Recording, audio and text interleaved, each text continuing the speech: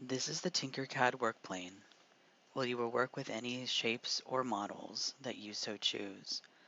This is a 360 view, and there are several different ways to rotate the workplane in order to see every side of your work.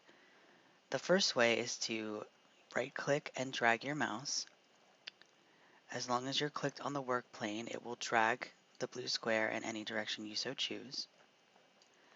Another way to rotate is to use the cube in the top left corner.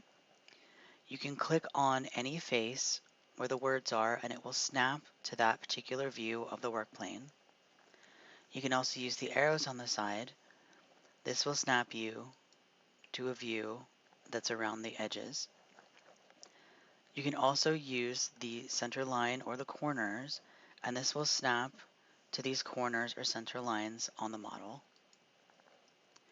If you would like to return to the original view that you used, you can use the home icon right below the cube.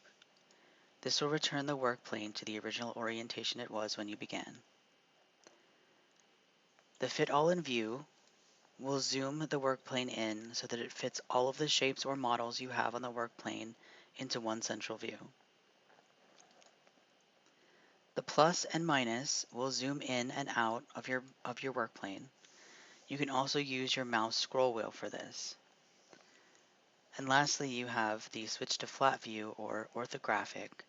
What this does is it shifts the view to a 2D top-down view of your work. You can click again to return back to a perspective 3D view.